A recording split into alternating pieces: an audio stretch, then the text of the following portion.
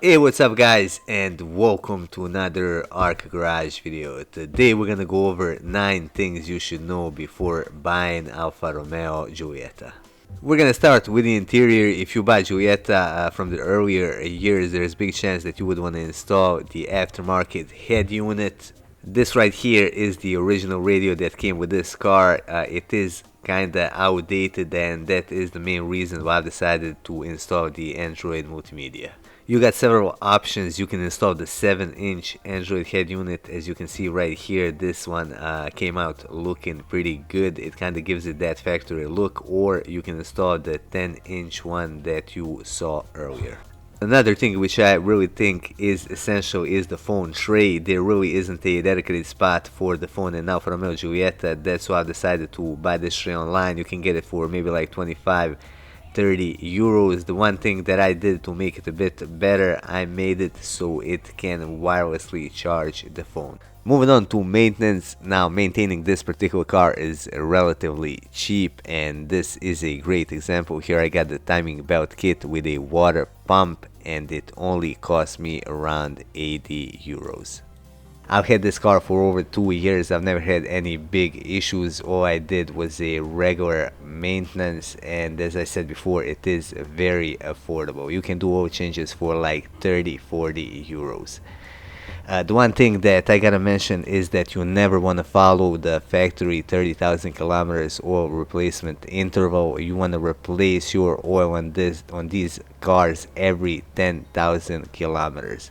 The similar goes for the timing belts. Now we got a interval of 5 years or 120,000 kilometers, whichever comes first, but I replace timing belts on these cars every 100,000 kilometers.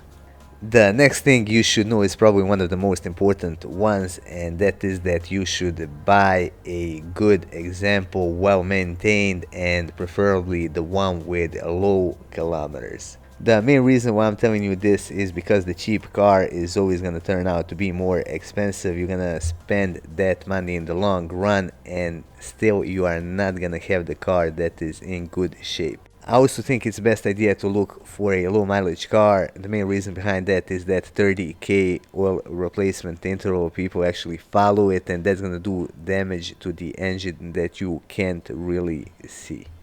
Another thing you should know is that the proper engine choice is essential. It all depends on your needs. If you are going to drive the car in the city most of the time, then it's better to go for the petrol options.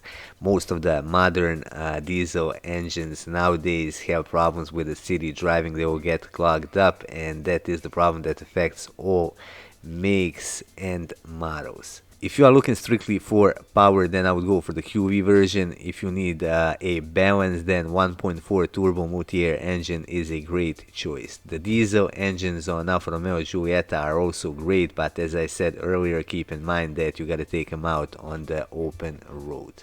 Lastly, if you are looking for something simple and reliable, then I would go for a 1.4 turbo engine. The one thing that you gotta pay attention to when it comes to the engines is the ones with the multi-air units. The cars produced before 2013 had some issues with multi-air units. That issue was later resolved, so if you are looking at the one with a multi-air unit, make sure that the unit has been replaced if the car is before 2013, or that the car you are buying is made after 2013.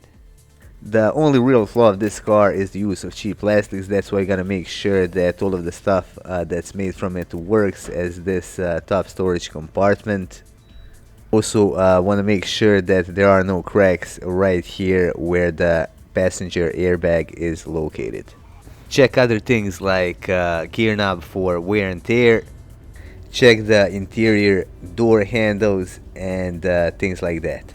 Also check the fuel door. This is another very common issue. The pin which holds it in place breaks off, and this is the result. The one thing which stands out is the recirculation flap. Press on the button and make sure that it opens and closes. If you can hear anything, take the car for the ride, and if you feel the breeze when the AC is off, you got a problem with the recirculation flap. Keep in mind that all of these things can help you knock down the price, and also if you want to check out all of the common issues when it comes to Alfa Romeo Giulietta, I'll put the link in the description below.